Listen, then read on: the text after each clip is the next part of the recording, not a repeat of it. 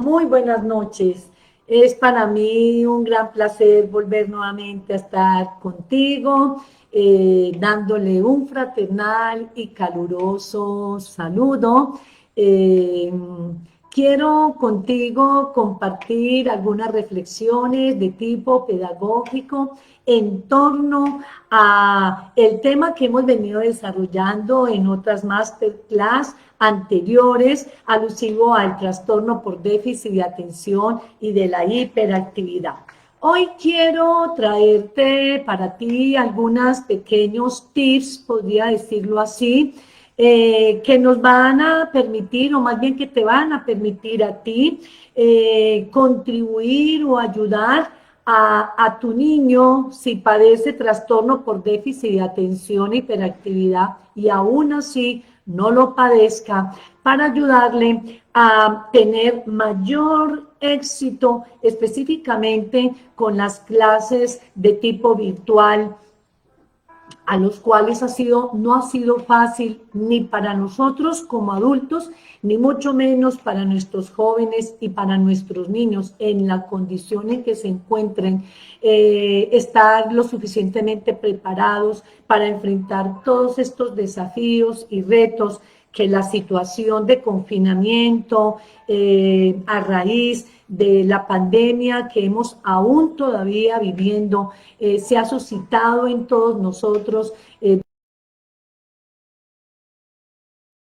cambios que han exigido un proceso de adaptación a nuestras vidas. Si a nosotros como adultos se nos ha dificultado, ¿qué decimos de nuestros niños y de nuestros adolescentes? Bueno, mientras que vamos dando una pequeña espera a que las personas se vayan conectando, en este momento me estoy proyectando en el Instagram de Ser Crecer, en el Instagram de Neuropsico Elianet, para los cuales les doy un fraternal saludo a todas las personas que se están allí conectando, aquí en Neuropsico Elianet. Bienvenido, Psicología Positiva, bienvenido a Gladys, a Leda, y en Ser Crecer, bienvenida Juanfe, Fanny, y demás. Y aquí en el Facebook, bienvenida Natalie Torres, Maricel, me encantaría que nos dijesen de dónde se están conectando. Por aquí nos dice Maricel que de Chile, Gigi Barra de Chile, Maricel de Pizarro, Mariluz de México, muy buenas noches. Mientras que las personas se siguen conectando, vuelvo a reiterarles pues mi más cordial saludo, y de verdad que es para mí muy gratificante el hacer este ejercicio con cierta frecuencia, a raíz de que muchos de mis seguidores en las diferentes redes sociales me han estado haciendo innumerables preguntas alusivas a cómo manejar la situación de su hijo en la condición de hiperactividad, de impulsividad, de sus dificultades académicas, y aún, por supuesto, cuando ha sido diagnosticado por déficit de atención e hiperactividad. Entonces, en este orden de ideas, he querido traerles aproximadamente unos 12 tips. Son muchas las pautas, las estrategias que pudiésemos utilizar, implementar, crear, ingeniar para que nuestros niños y nuestras niñas y aún nuestros jóvenes, específicamente aquellos que padecen trastorno por déficit de atención e hiperactividad, se vean más bien beneficiados con el apoyo del adulto, buscando con ello que finalmente ese nivel de rigurosidad que han venido viviendo o experimentando en el marco emocional, llámese ansiedad, estrés, angustia, incertidumbre, preocupación, bloqueos, tristeza, apatía, desmotivación, no siga generando en ellos a nivel emocional estragos que finalmente se puedan convertir en situaciones irreversibles, entre los cuales, por ejemplo, la deserción a todo el contexto escolar, el desencadenamiento de alteraciones emocionales como la depresión, como la ansiedad, alteraciones en el sueño, alteraciones en su alimento y demás. Uno de los elementos que considero yo como primera estrategia es fundamentalmente dar una mirada muy objetiva, muy sensible, diría yo, muy humana también a ese ambiente familiar, en el marco de que si este tipo de niños se desenvuelven en ambientes que no son ambientes nutridores, donde prevalezca la comunicación, donde lleguen a diferentes acuerdos, a diferentes consensos, donde no se utilice el lenguaje pluralista, buscando con ello el que a él o a ella se le haga copartícipe en las diferentes actividades y responsabilidades que en la casa pueden asumir. Pues déjeme decirte que este puede ser un talón de Aquiles sustancialmente que predispone de manera particular el componente emocional de nuestros niños. Entonces, en ese orden de ideas, un elemento fundamental como primera medida, la primera pauta o estrategia que yo te recomiendo es revisar de manera sustancialmente reflexiva cómo está el ambiente familiar, cómo nos estamos comunicando con él, de qué manera lo estamos haciendo, si estamos utilizando una comunicación asertiva, cómo está el marco de normativas, con qué injerencia manejas tú el nivel de autoridad, con qué nivel de empoderamiento tú le hablas a tu hijo.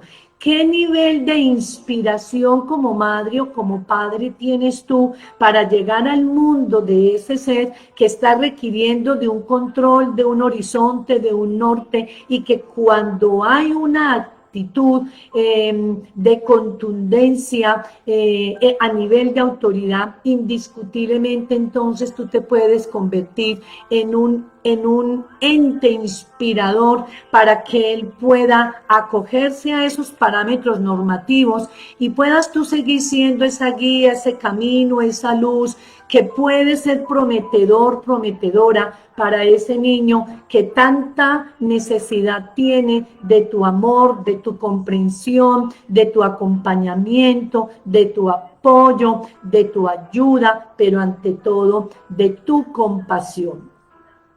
Como segundo elemento, analizar de manera especial las actitudes que cada uno de los miembros de familia están dando. Cuando el niño en estas condiciones presenta o se enfrenta más bien a situaciones de conflicto intrafamiliar, este mero hecho de enfrentar situaciones caóticas donde no prevalezca una comunicación adecuada, donde no prevalezca el respeto, donde se hagan comparaciones y demás, resulta ser un ambiente bastante devastador para él poder generar y desarrollar los niveles motivacionales que sustancialmente él necesita tener. Entonces, la actitud que cada uno de los miembros de familia logre asumir en el contexto familiar juega un papel preponderante y decisivo, no solamente en la plataforma de la autoestima del niño, del joven o de la niña, sino también redunda en las habilidades sociales, en el marco del autoconcepto, de la autonomía, de la autorregulación, esos elementos que son tan importantes y determinantes dentro del desarrollo de la estructuración de su personalidad. Como tercer elemento, pregúntate, ¿cómo me estoy comunicando con mi hijo?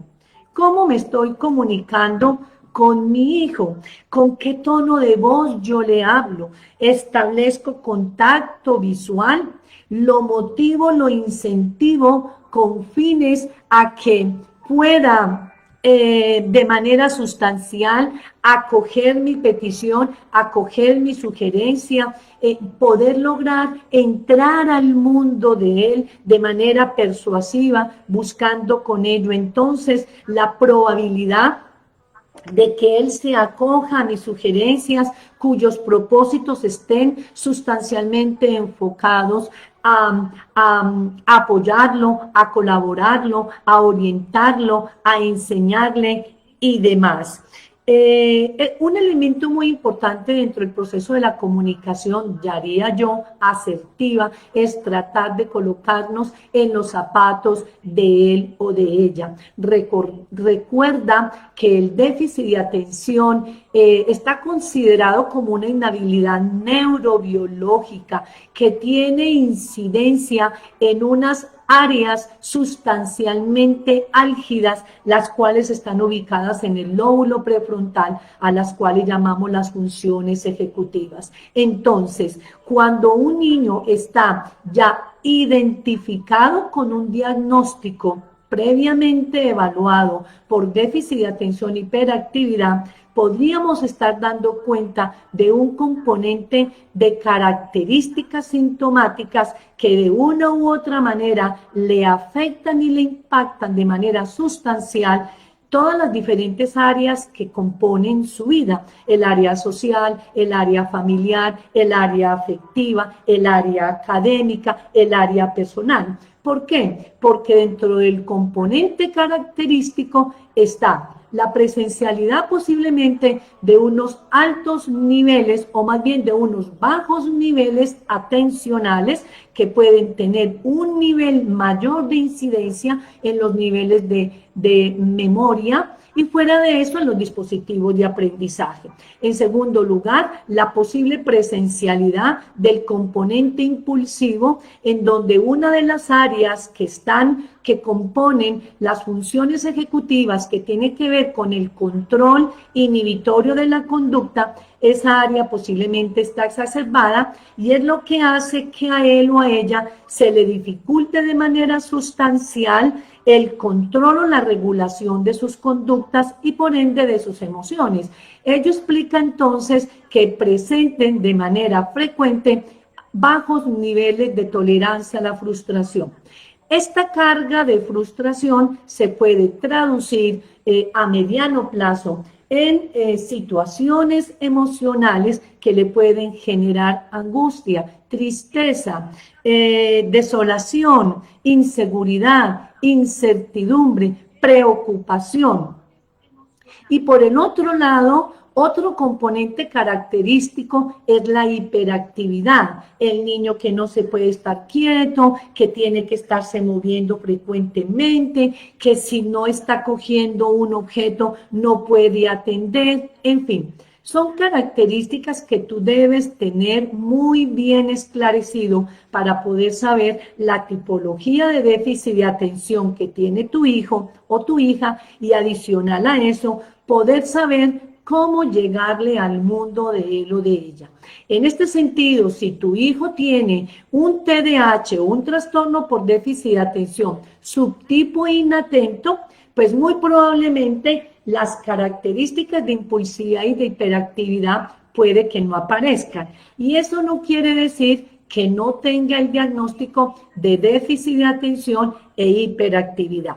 El manejo en este caso con el niño o la niña es completamente diferente en el momento de hacerle el acompañamiento a nivel escolar. Máxime, ahora que estamos enfrentando la alternancia en la parte educativa, donde hay presencialidad eventual a nivel escolar y donde hay un 50 o 60% de estudio de tipo online en donde estas características que no benefician para nada al niño lo ponen en una condición de mucha vulnerabilidad, para lo cual exige de él mucha mucha disposición, hay un gran desgaste en él o en ella, y esto hace que dentro del proceso de adaptación a situaciones nuevas, a él o a ella se le dificulte de manera sustancial. Por eso es tan importante tu papá, tu mamá, tu maestro, lograr identificar de manera muy puntual las condiciones en que está el niño, porque no es lo mismo el niño que es netamente inatento al otro que es impulsivo e hiperactivo. Hazlo si quiere de aquí. El niño que es impulsivo es hiperactivo.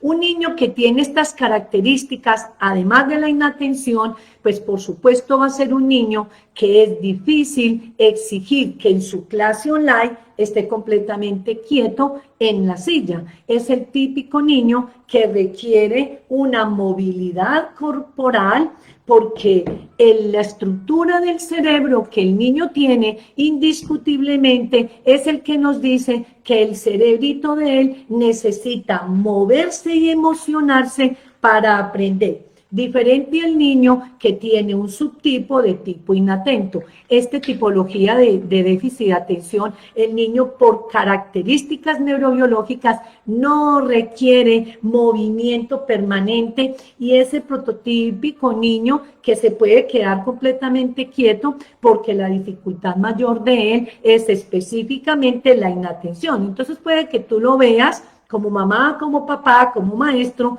muy tranquilito, sentado en la silla, prestando atención a la clase online, pero mentira es que cuando tú le preguntas de manera intempestiva, él está en la luna, él está en otro contexto, porque la dificultad mayor de él está estrictamente a nivel inatencional, es decir, en el lóbulo prefrontal, el área más afectada es el área del control atencional.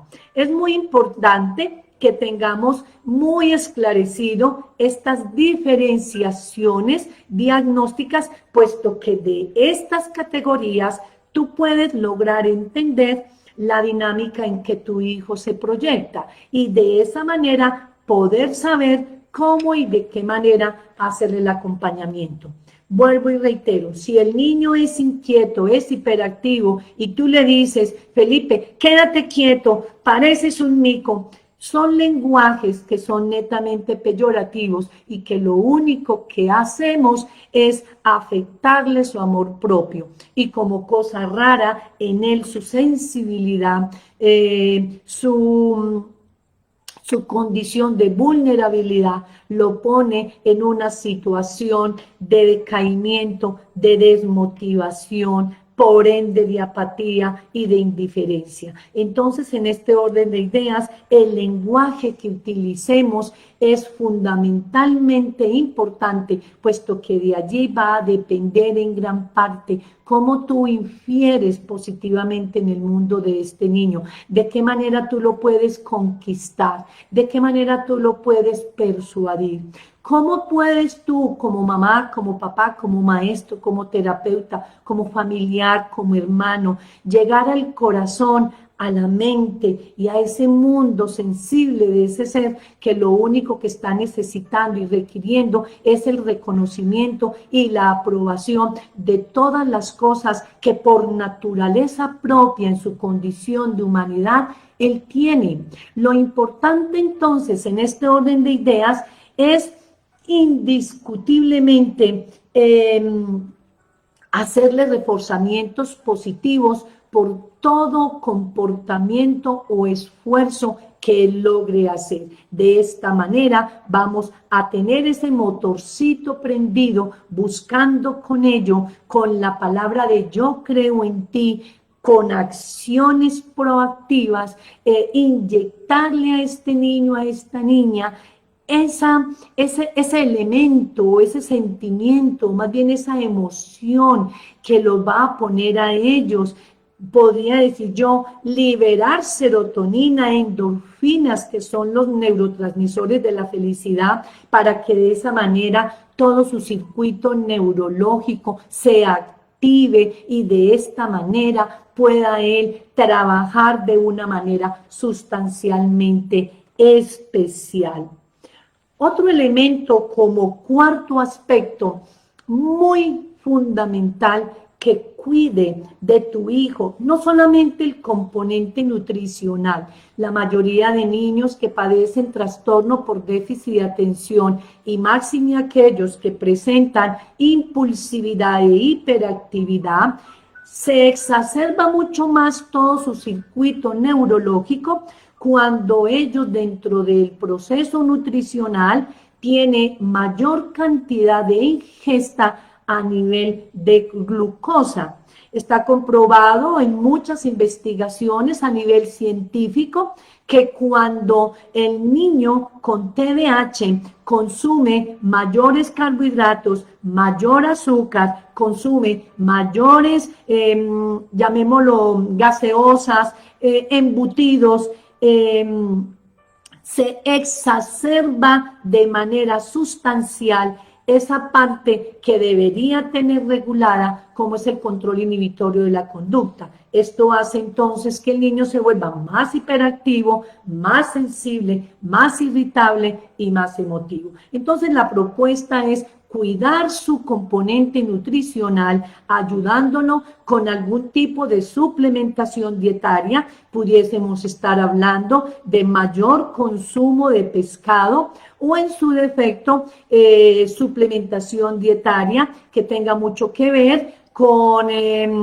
vitaminas que sean proteínicas y con ello, más que suministrarle medicamento, buscando con ello la regulación de su inatención o en su defecto de su déficit de atención y hiperactividad, más bien darle una muy buena suplementación dietaria que le permita tener una regulación a nivel de organismo. Y de esta manera vamos a poder contribuir a una equilibración que propenda porque haya una mayor estimulación a nivel de los circuitos neurosensoriales y neurológicos, buscando con ello que el gluten o la glucosa tenga un nivel de ingestión mínimamente significativo.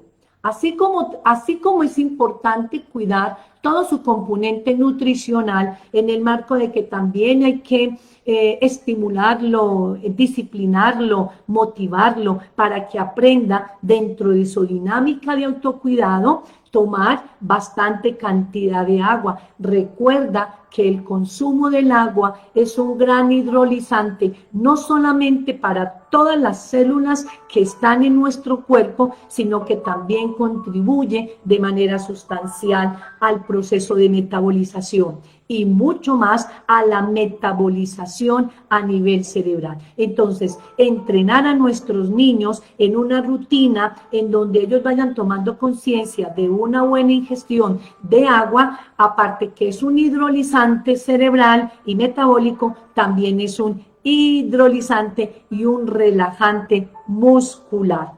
En ese mismo orden de ideas, otro elemento que está contemplado dentro del cuarto aspecto es propender por generar en el niño excelentes hábitos de sueño. Los niños, más o menos científicamente está comprobado que entre 7 y 8 horas es el tiempo en que el niño debe conciliar su sueño.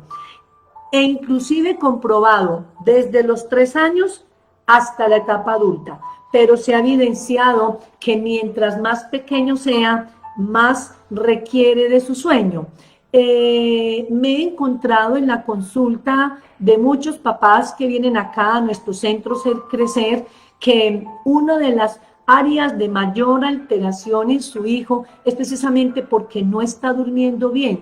Y tengo para decirte que el sueño se constituye en el mayor reparador neurológico que a su vez permite también en el marco de la plasticidad cerebral la regeneración de las neuronas y de las células. Entonces, si el niño logra tener una excelente conciliación de sueño, pues vamos a poder lograr garantizar que al día siguiente él se levante mucho más descansado, más relajado y por ende aquel que padece su TDAH va a poder estar en condiciones neurológicas mucho más favorecedoras que le permitan entonces realizar o desarrollar una jornada académica, llámese virtual, llámese presencial, de una manera mucho más adecuada. Te invito para que tú hagas la prueba y logres constatar que cuando tu hijo se nutre bien, cuando tu hijo duerme mejor, al otro día él se levanta con mejores condiciones de motivación, de disposición, de aperturamiento. Probablemente es el día donde menos conflictos tiene con su familia, donde menos dificultades tiene a nivel académica y donde más disposición tiene él para poder acceder a las rutinas escolares. Como quinto elemento, muy importante, también ayudarle a contribuir a él a que desarrolle un hábito saludable en el marco del ejercicio. Estos niños por naturaleza son supremamente lúdicos, máxime los que tienen componente impulsivo e hiperactivo. Son niños que tienen una energía mayormente que el común de los niños. Entonces, esto implica que a ellos hay que ayudarlos a que se disciplinen para que puedan ejercer muy buen espacio, muy buen tiempo en realizar cualquier actividad deportiva. Importante que tú identifiques con tu hijo ¿qué le gusta hacer? No le imponga actividades ni lúdicas, ni recreativas, ni culturales, ni artísticas, que desde tu perspectiva crees que es lo mejor para tu hijo, sin contar con el consentimiento de él. Yo te pregunto, ¿tú aceptarías hacer algo que a ti o no te favorece, o no te gusta, o no se te facilita? Creería que no, ¿verdad? Entonces, si a nosotros como adultos se nos dificulta someternos a una serie de situaciones para los cuales nos sentimos incómodamente obligados, ¿qué decimos de un niño que es solo emoción, pasión y vulnerabilidad? Entonces es importante que lo induzcas, lo persuadas a que realice una actividad física, buscando con ello primero que todos sus gustos y en segundo lugar, dentro del establecimiento de unas rutinas, que se vendría a ser el quinto elemento que propongo, buscar con ello de manera consensuada en un tablero, ojalá magnético, con un marcador borrable donde el niño mismo sea capaz de escribir las rutinas que en el día a día él debe cumplir. De esta manera le estamos permitiendo, primero, a que tome conciencia de su responsabilidad.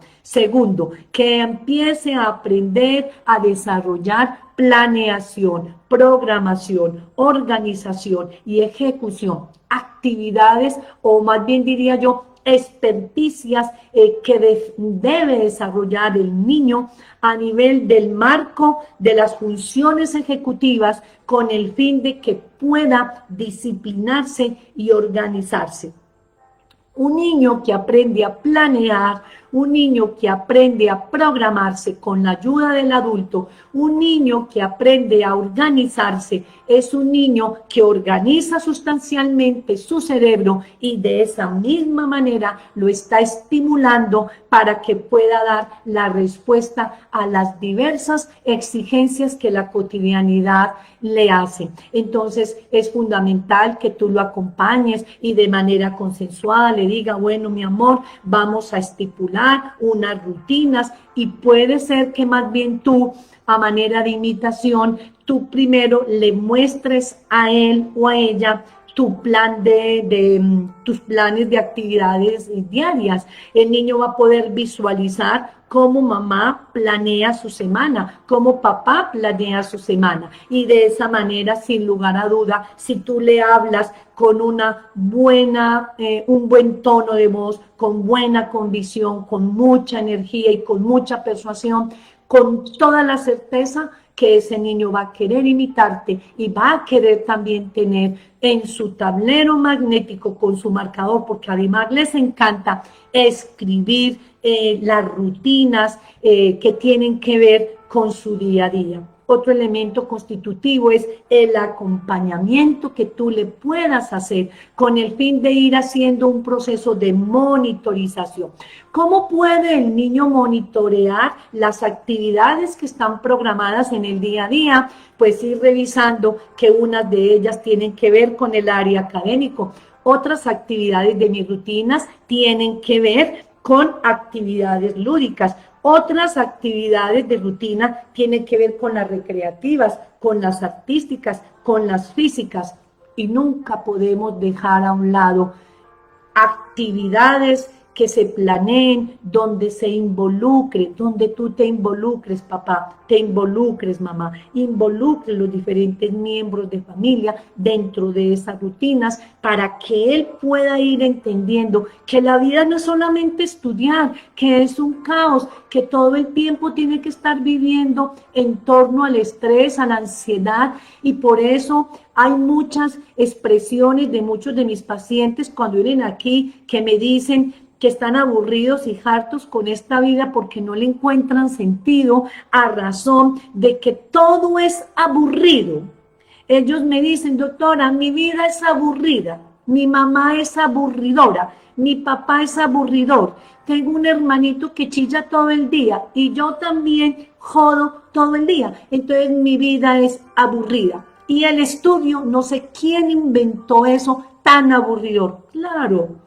Pero si tú le llegas al mundo afectivo de ese niño, indiscutiblemente, cuando tú lo persuades, él saca esa otra contraparte hermosa de él, su afectividad, su amorosidad, porque generalmente son niños sustancialmente especiales, amorosos, expresivos, y ante todo hay una característica que a mí me encanta de ellos, que es su nobleza y también su capacidad de perdón. Si tú como papá o como mamá, en el marco de la resiliencia, en el marco de la compasión, con un lenguaje pluralista, donde siempre le dejes entrever, hijo, yo creo en ti, también reconózcale que hay situaciones que se le dificultan. Reconoce también papá, mamá, que a mí también como ser humano, como adulto, también se me dificulta.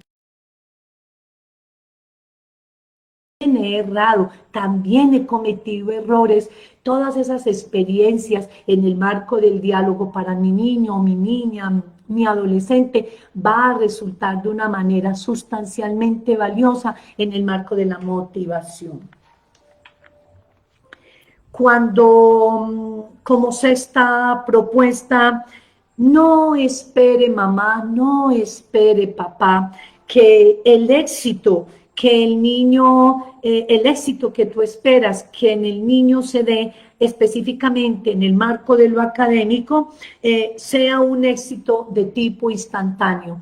Todas las actividades, las acciones que el ser humano suele hacer están netamente constituidos a nivel procesual. Todo requiere unos pasos, un inicio, un desarrollo, un desenlace, un final. ¿Cómo pretender que el niño inicie su etapa escolar en un proceso de adaptación que, si bien es cierto, es de las áreas que más se les dificulta a ellos adaptarse a situaciones nuevas, adaptarse a este estilo de estudio virtual, donde ve un poco de caritas, pero que no siente el calor corporal de su amiguito, la mirada, el tocamiento, el abrazo de su maestro, el espacio amplio donde él podía recrearse, una sonada de una campana donde él podía salir de manera desfogada, a correr, a saltar, a gritar, a comer, todo reducido en 4 paredes, conectado con un computador. Si a nosotros como adultos nos asedia esta situación, ¿cómo no va a ser más para ellos, que no son sino lúdica, emoción, hedonismo, pasión, energía y kinestesia? En la medida en que logres tú entender toda esta psicología y la dinámica particular de tu hijo y de tu hija, en esa misma medida vas a poder lograr llegar apropiadamente al mundo de él y de ella. Y con la firme convicción, porque lo he vivido en mis 32 años como experiencia en el campo profesional. Cuando tú haces las cosas con pasión, con convicción, y tu hijo, tu hija hace esa lectura de fuerza, de energía, de empoderamiento, de amorosidad, pero de firmeza en el marco de la disciplina, créamelo, que ese hijo te terminará amando el resto de la vida, pero más que amando, respetando, admirando. No hay cosa más hermosa en la vida de un ser humano que la admiración. ¿Sabes por qué una relación de pareja se puede acabar? ¿Sabes por qué una relación de pareja se puede acabar? ¿Sabes por qué uno termina enamorándose de la pareja? Pues déjeme decirte que un elemento constitutivo del amor es precisamente la admiración. Y si yo admiro a mi pareja, amo lo que hay en su esencia. El día que yo deje de admirar a mi pareja, ese día dejo de amarlo. Es increíble porque aquí trabajo también terapia de pareja y me dicen, doctora, llevamos 15 años y ya hace 4 años que no nos tocamos un pelo y todo el tiempo nos estamos divorciando y todo el tiempo estamos conflictuando. Lo mismo ocurre en el marco de la relación con tu niño. Si tú no logras conectarte con él en el marco de la admiración, él no te va a respetar, él no te va a valorar, él no te va a obedecer, él no te va a escuchar. Por eso tan importante la revisión tuya en el marco de la estructura de tu personalidad, cómo hablas, cómo le diriges la comunicación, cómo le manifiestas tus sentimientos, cómo haces o en qué lenguaje utilizas tú para poderlo persuadir para que cumpla una norma o un compromiso o una responsabilidad. Como octava propuesta o sugerencia, es muy, muy, muy importante que tú te comuniques con el maestro o los maestros que tiene tu hijo de escuela, porque sin lugar a duda los maestros manejan un componente experiencial en el marco de la pedagogía y muy probablemente ese maestro, esos maestros ya han tenido experiencia con tu hijo, ya han aprendido a conocerlo, ya han sabido utilizar una serie de estrategias que en el aula de clase para él ha sido funcional. Y que por no decirlo así, el hecho que tú seas mamá o papá no quiere decir que tú te las sepas todas. Con humildad busca a ese maestro, pregúntale cómo ha logrado él convencer a su hijo en el aula de clase para que acceda a una tarea, acceda a un ejercicio, le obedezca. Y esas pautas que el maestro, los maestros que tiene tu hijo van a ser netamente constitutivas para que tú puedas también echar mano de esas herramientas y en vez de tener tu casa como una batalla campal, tenga tu casa como otro escenario pedagógico de reaprendizaje, donde tus hijos aprenden de ti y tú aprendes de ellos. Y es un gana-gana. Yo aprendo de ti, tú aprendes de mí. Por eso tan importante asumir la actitud de humildad, reconocerle a nuestros hijos que yo como ser humano me equivoco y cuando yo reconozco mi equivocación, estoy abriendo el panorama, el camino de la comprensión, de la compasión, para que él se ponga también en mis zapatos y desde el lenguaje de la reciprocidad podamos llegar a unos consensos que sean duales, sinérgicos, donde prevalezca el amor, el cariño, pero ante todo el respeto. Vuelvo y te repito, cuando mi hijo pierde de mí la admiración, no es que pierda el amor hacia mí, pierde el respeto, pierde el respeto. Por eso tantas parejas se separan, porque cuando yo dejo de admirarte como pareja, ya pongo los ojos en otras partes, en otras esquinas. Cuando yo admiro a mi pareja, cuando yo la elogio, cuando veo bondades espectaculares en él o en ella, no tendré ojos sino más para él o para ella. Eso mismo ocurre con nuestros niños. Cuando tu hijo te admira en tu condición humana, porque te has proyectado como testimonio de vida en ese mismo marco de valores, él va a admirarte, y detrás de la admiración, la imitación, el respeto, la obediencia, la agresión disminuye. Y estoy hablando de el diagnóstico con TDAH, con o sin hiperactividad e impulsividad.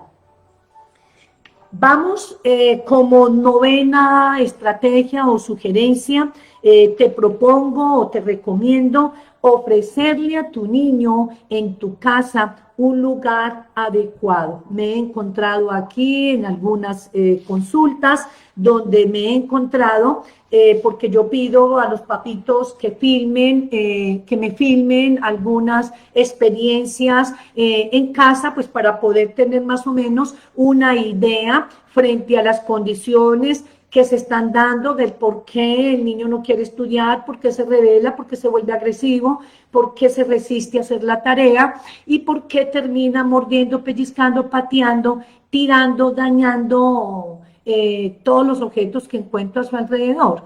Y me he encontrado con que muchos niños o algunos de ellos los ubican primero que todo en espacios que son poco apropiados.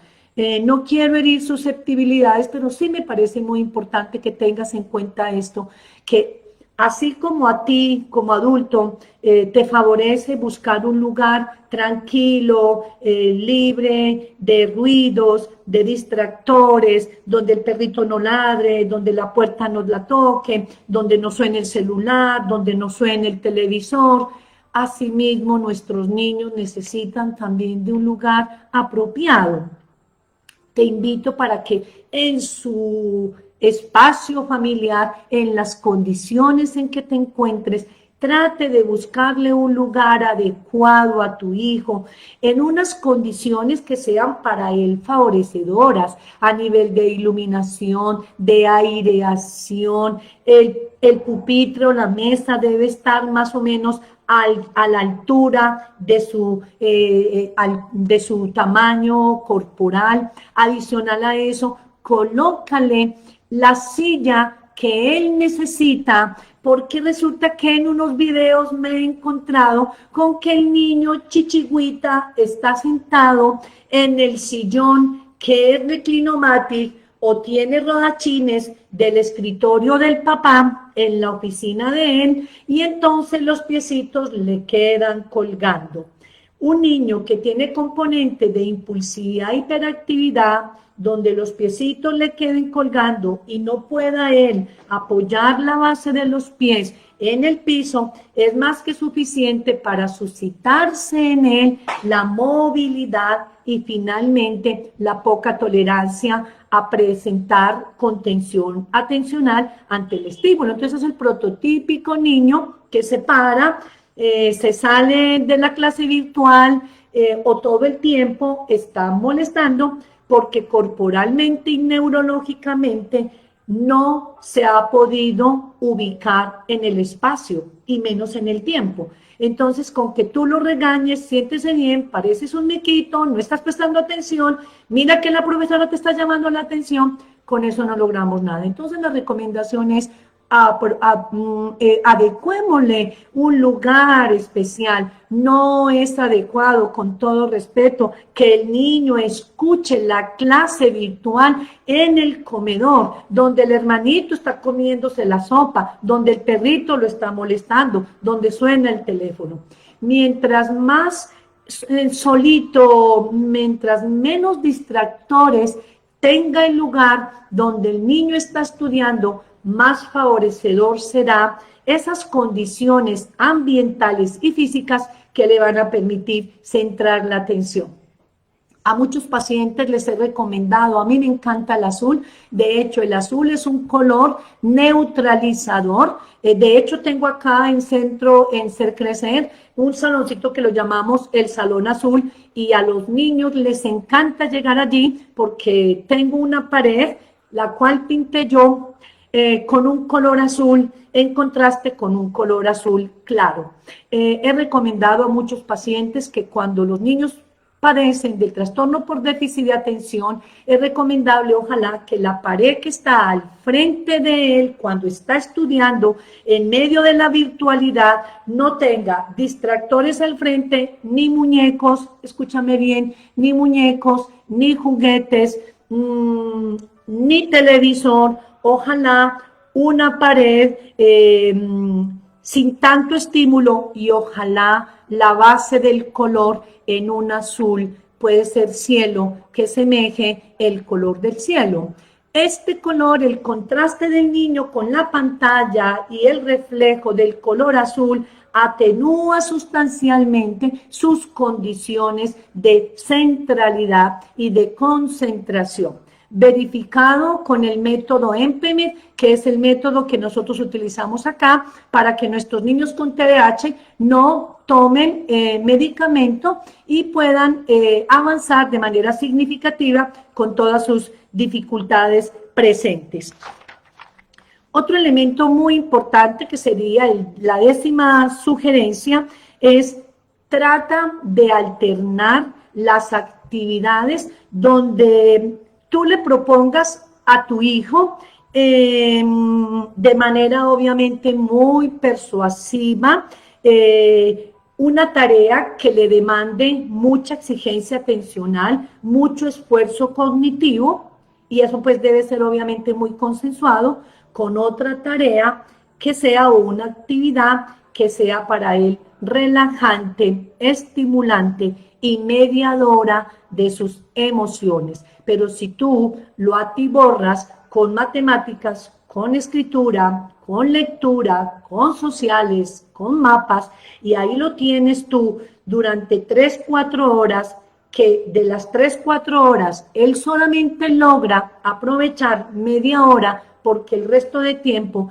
te pasaste tú en batalla campal. Déjeme decirte que yo más bien me quedo con la media horita donde el niño centra la atención y más bien le proveo ese espacio de lúdica y de actividades donde él pueda cumplir sus rutinas diarias. Entonces tú me dirás, doctora, ¿y entonces cómo hago para que cumpla con todas las tareas? Ahí es donde está la clave tuya de establecer comunicación permanente con los maestros en el marco de que deben analizar las condiciones del niño, porque si además de tener un déficit de atención, también tiene dificultades en sus praxias, dificultades en su escritura, hay un proceso de enlentecimiento cognitivo o tiene problemas académicos a nivel de matemáticas, de lectura, pues lo más ideal es no colocarle el mismo número de tareas con el nivel de rigurosidad del grupo, puesto que estamos haciendo aquí una excepcionalidad de un componente muy característico y particular de un niño que tiene una condición neurobiológica que no le permite rendir a cabalidad a comparación de otro niño, estudiante, compañerito de él, que no tiene este tipo de características. Esto no quiere decir que el niño no tenga las capacidades. Por supuesto que estamos reconociendo sus capacidades. Aquí lo que estamos reconociendo es su estilo de aprendizaje, su ritmo de aprendizaje, sus necesidades excepcionales y especiales, y también estamos reconociendo sus potencialidades, buscando con ello un equilibrio, que si nosotros nos focalizamos todos los días por la tarde hacer estrictamente las tareas donde todos los días se le recuerda al niño que hay fracaso, que hay ineptitud, que hay incapacidad, las otras áreas que son bondadosas en él, donde se devela potencialidades muy buenas que hay que aprovechar y resaltar, se van quedando relegadas. Entonces, ¿qué pasa con el niño? Todos los días la misma rutina, porque el tiempo nunca tampoco le alcanza. Entonces, de ahí la importancia de que tú también hables con los maestros y lleguen a unos acuerdos, diría yo en el marco de un DUA, diría yo en el marco de adecuaciones curriculares o de un PIAR, plan de ajuste individual razonable, entendiendo las particularidades del niño para que de esa manera se le asignen las tareas de una manera justa, coherente y acorde a sus capacidades, a sus condiciones, a sus dificultades y a sus potencialidades. Como 11ª propuesta, usted usa la atención positiva, y hagámoslo de una manera grande, persistente, en donde tu tono de voz se resalte y el niño pueda ver en tu rostro emoción. ¡Qué bien lo hiciste, hijo! Este es el hijo que yo tengo. ¡Qué bien lo hiciste! Resalte las expresiones gestuales, mírelo a los ojos, muéstrale la sonrisa. Y como me dicen por ahí un médico, pela la muela, pele la muela a tu hijo, persuádele y muestre con convicción que lo que tú estás halagando, felicitando, aplaudiendo, no es una mentira, es real y que nace desde lo más profundo de tu corazón. De esa manera vas a hacerle feliz, alegrar un rato la vida de tu niño y vas a permitir que tenga de pronto muy posiblemente unas horas mucho más grandiosas, más agradables, más gratificantes, con la absoluta certeza que él va a querer acceder a exigirse y a esforzarse un poquito más. Todo depende de nuestra magia, de nuestro amor, de nuestra paciencia, de nuestro ímpetu, de nuestra credibilidad y ante todo de nuestra fe hacia ellos.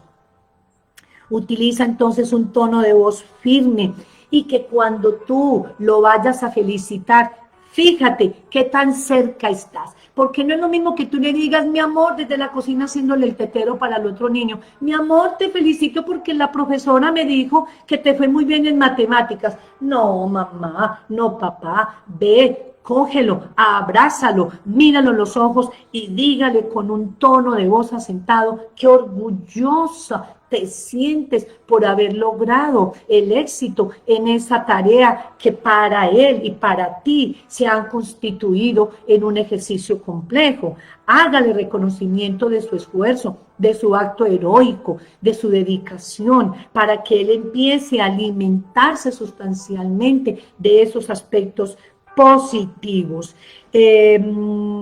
Trata de darle los refuerzos de una manera específica, que cuando tú lo estimulas, estimúlelo a él. Pero muchas veces le damos el aplauso a los 4 hijos.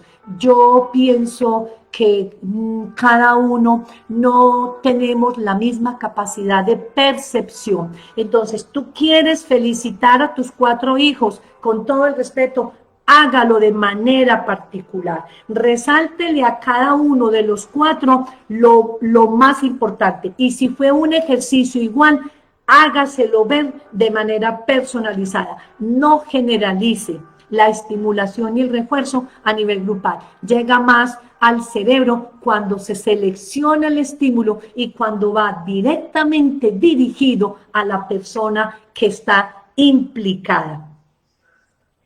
Y ya pues para terminar, me parece muy importante que tratemos de usar toda la atención, aprovechemos la atención del niño como un elemento constitutivo de tipo motivador y de recompensa, utilizando expectativas, diría yo, más bien visuales. Los niños por naturaleza son muy visuales.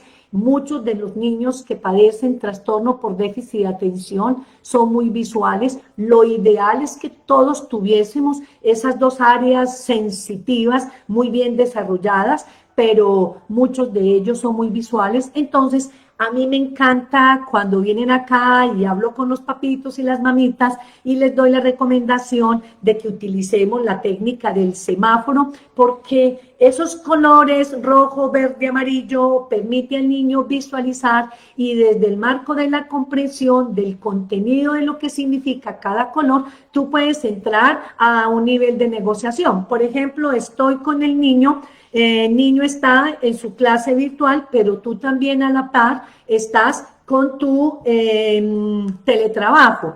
El niño está exigiendo demanda porque por naturaleza son demandantes y en ese orden de ideas entonces exige que siempre esté a su lado.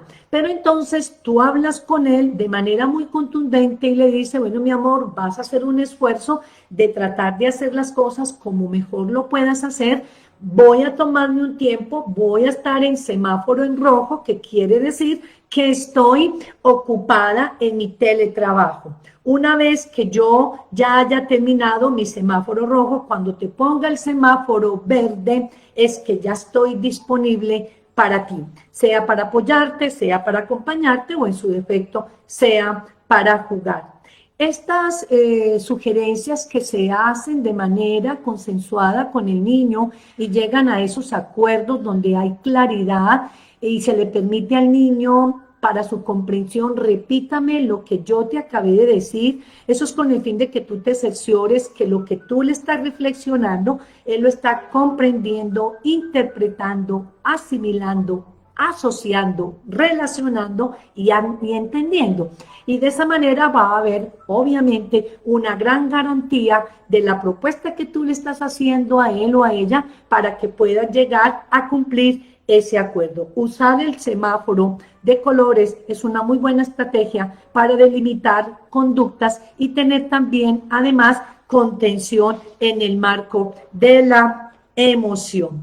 Bueno, yo diría que esto sería como todo por hoy. No sé si hay algunas preguntas que me quieran hacer, como para podérselas responder. De antemano, quiero invitarlos, es para el 27, quiero invitarlos de manera muy especial y muy particular a una masterclass, llámenla masterclass, un webinar, una conferencia, el próximo 27 de marzo, a las 10 de la mañana, donde te voy a revelar un método creado por mí, frente al cual lo he venido implementando aquí en Ser Crecer con todos nuestros pacientes, frente a los cuales nos ha dado muchísimos buenos resultados y eso ha contribuido al mejoramiento de muchos pacientes, específicamente los que padecen trastorno por déficit de atención e hiperactividad, con todo lo que se llama las comorbilidades. Entonces, me encantaría que tú estuvieses acompañándome el próximo sábado, de este sábado de noche, 27 de marzo a las 10 de la mañana, donde te daría a conocer este método, en donde estoy plenamente convencida que te va a gustar mucho y te va a ayudar también como herramientas para poder seguir creciendo, no solamente en tu componente humano, en tu condición de hombre o de mujer, en tu condición de padre o madre o en la condición en la que te encuentras en cualquier rol. Si estás interesado, dale clic al botón que aparece aquí debajo de este video y puedes escribir me interesa, porque esta masterclass que voy a orientar sí es con cupos limitados. No sé si haya alguna pregunta como para poderla responder antes de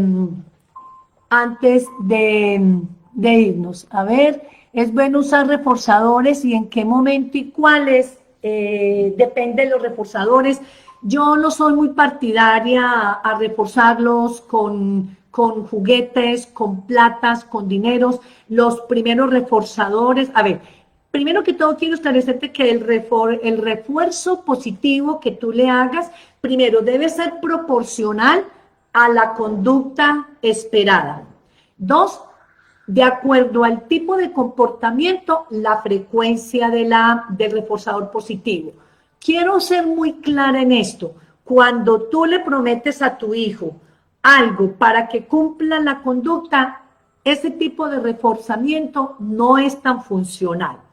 Porque primero tú tienes que ser persuasiva y llegar a inferir positivamente en el mundo de tu niño, buscando con ello que él se convenza que lo que debe hacer, primero que todo, está bajo su bienestar. Y en segundo lugar, vendrá una recompensa. Pero no se lo advierta, porque cuando tú le adviertes una recompensa, haz de cuenta que tú le estás comprando la conducta. Entonces, el niño muy fácilmente puede adquirir la respuesta, proyectar la respuesta, pero no con el nivel de concienciación que necesitamos que él empiece a desarrollar para que desarrolle conciencia ética, moral, autónoma.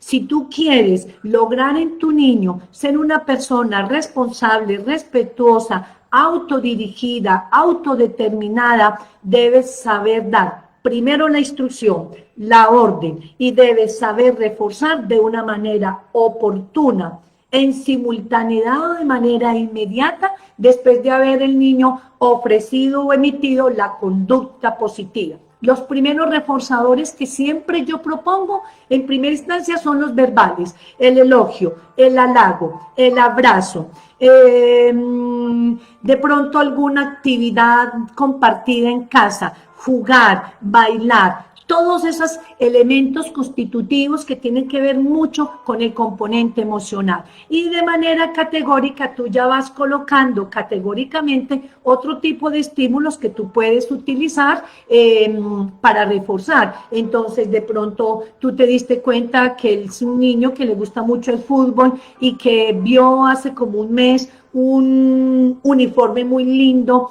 y tuviste pues que por lo menos ganó las materias o por lo menos la matemática, que es el área que más dificultad tienen ellos. Entonces, sin prometerle nada, le dices: ven mi amor, tengo algo muy especial para ti, te lo ganaste, y hágale el refuerzo de todo el reconocimiento, de todo el proceso que él hizo.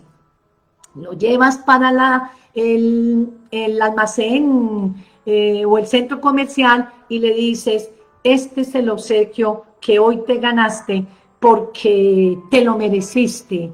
Este esfuerzo que tú hiciste tiene un valor no solamente afectivo, sino también un valor económico, y hoy te lo queremos reconocer. Pero eso no quiere decir que cada vez que él asuma una conducta siempre se la tenga que comprar, o por ende siempre tengamos que darle sustancialmente la representación de un objeto.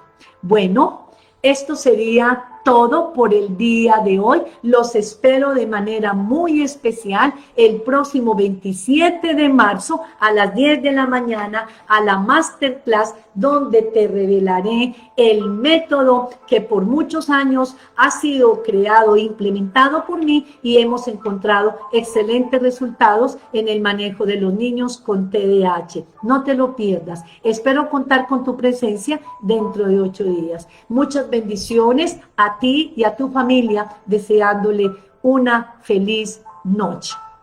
Se despide su amiga Elianet Gómez, psicóloga, neuropsicóloga clínica.